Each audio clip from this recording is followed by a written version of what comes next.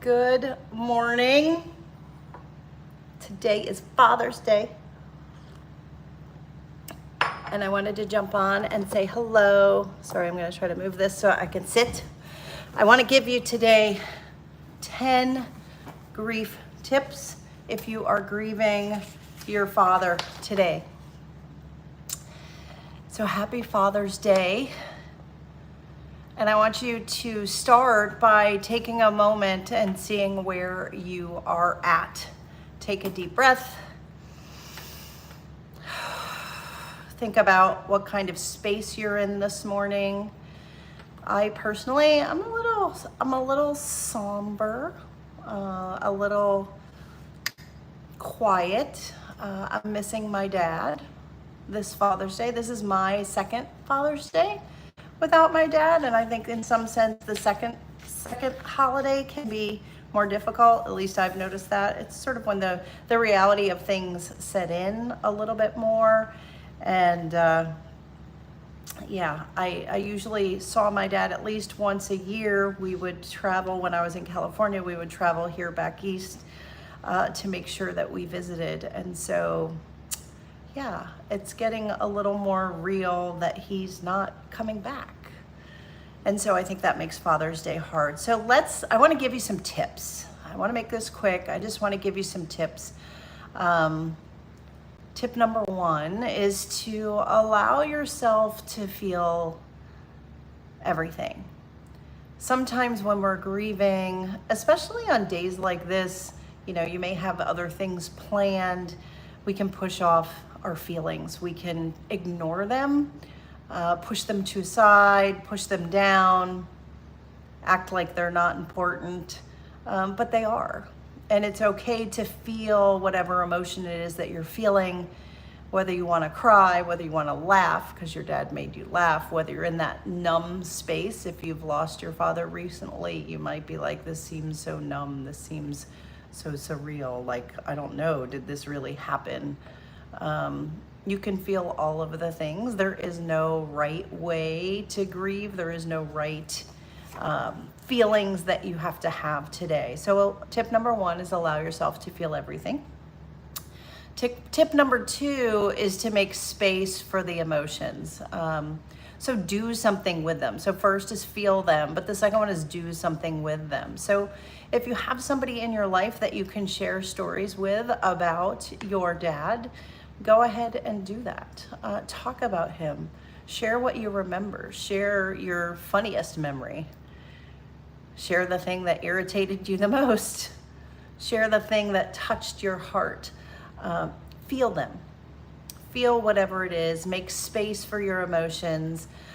If you don't have someone to talk to, and even if you do, drop a comment below. Tell me about your dad, right? Take a minute and put a little comment on this video about who he was to you, and what he meant to you. You can also journal. Like I said, you can talk to other people. Don't judge yourself for whatever it is that you're feeling. Just feel it and then do something with it, right? So make space for the emotions is tip number two.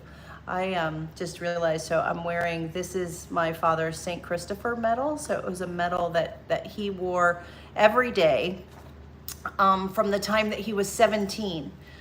He had it on him when he passed.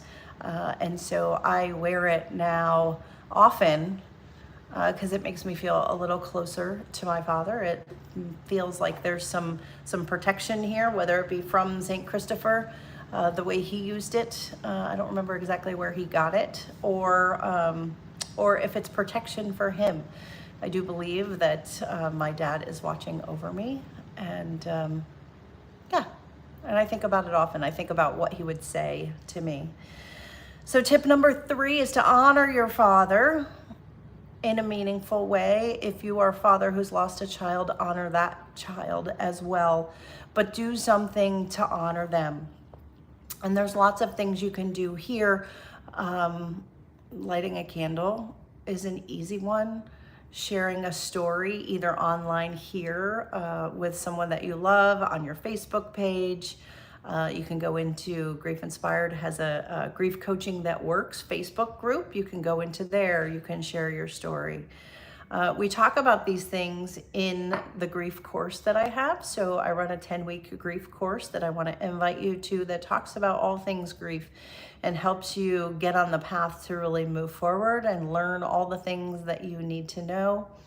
That is there. And I also have, in case you don't know, I also have a school community where you can jump in there and we meet live on there on a Zoom calls and we talk it out. So I would be asking you if we were on that call today, tip number 3, honor your father in a meaningful way. Well, what would you be doing? And we'd be having a conversation about that. So do something that reminds you of him, maybe visiting a grave where he is, anything that can bring you a little bit of comfort and helps you to feel a little bit closer to him in a way that honors him. You know, and I acknowledge that not everybody has had a fantastic relationship with their father. I get it. I really cherish the relationship that I had with my dad, but not everybody does. But honor that too, because there's learning in that, there's growth in that. What did they teach you? How are you different? How has your life been shaped because of who he was, good or bad?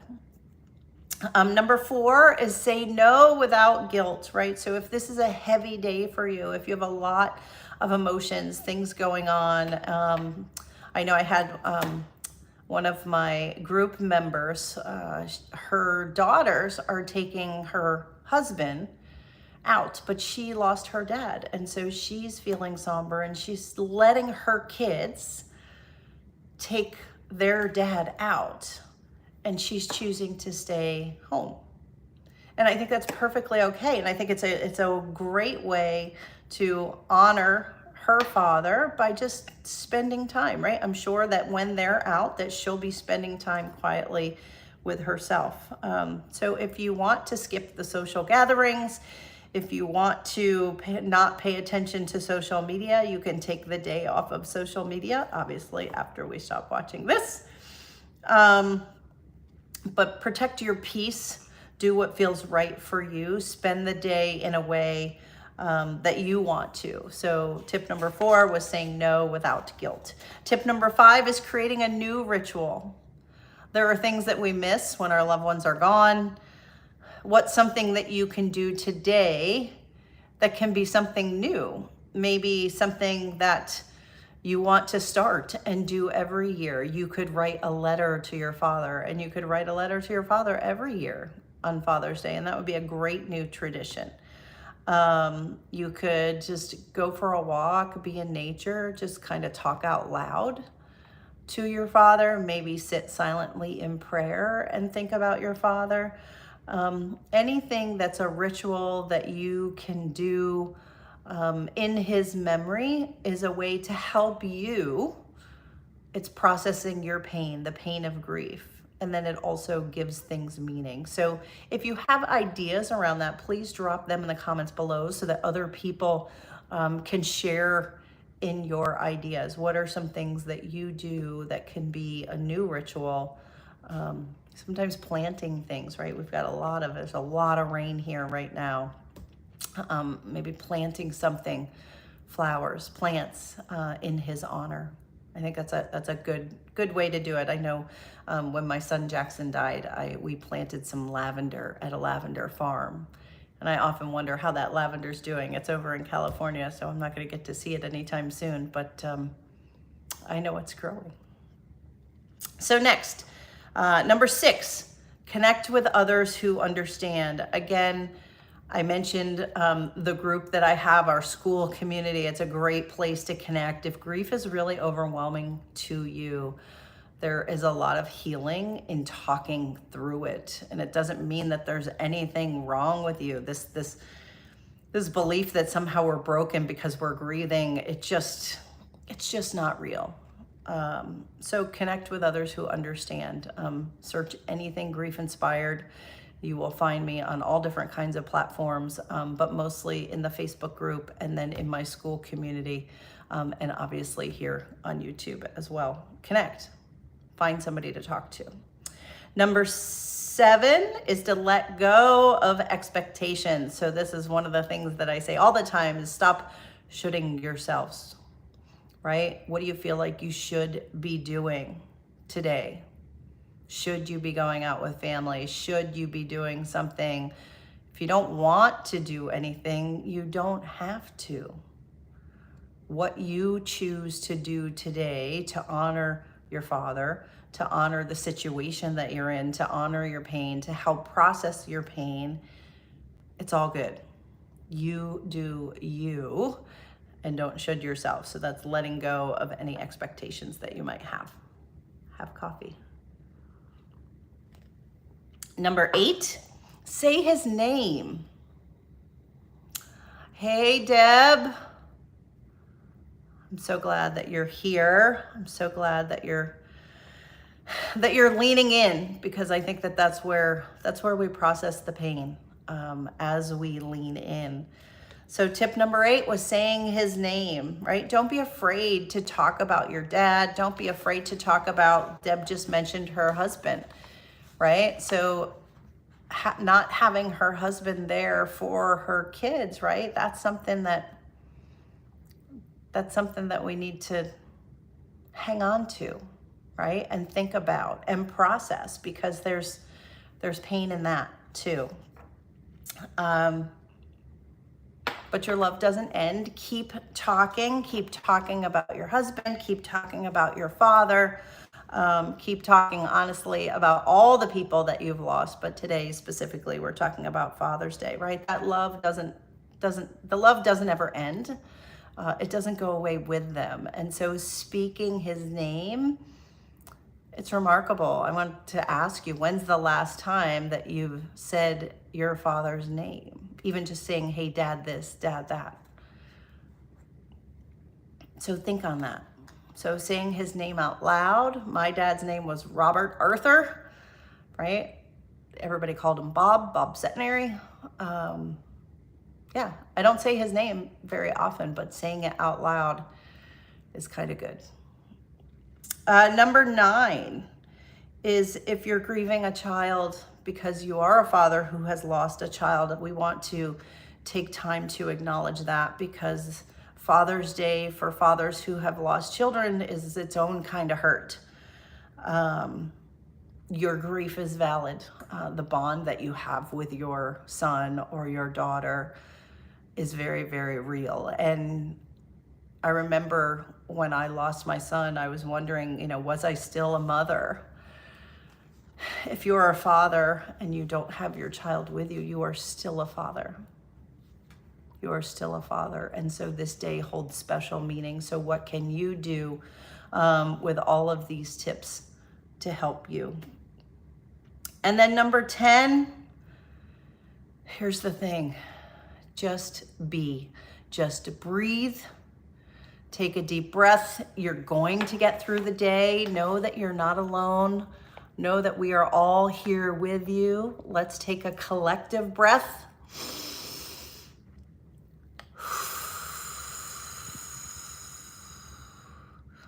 Now, I teach in the courses, if you want to stimulate your vagus nerve, you inhale, you hold it, and you exhale for longer than you have inhaled, and that helps signal your body that you deserve to relax. It tells your sympathetic nervous system that everything's going to be okay, that you are safe and calm. So sometimes the best thing that you can do is just breathe. Grief is love where there's nowhere to go. You hear that a lot. But the thing about grief is that you carry it with you. The love you carry with you, the pain you carry with you, the two are forever entwined with one another. You can't have grief without love. We say that all the time.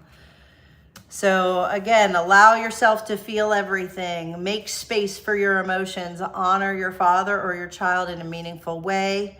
Say no without guilt. Create a ritual. It's number 5. Connect with others who understand. Let go of expectations. Don't should yourself. Say his name out loud. And know that if you've lost a child, that you are still a dad, that your love is real, that your pain is real, and we acknowledge that here. And then lastly, just breathe. Take the day moment by moment if this day is hard for you. And those are my 10 grief tips. So I hope those help you today. Let me know how you're doing. Drop comments below. Check out my school community.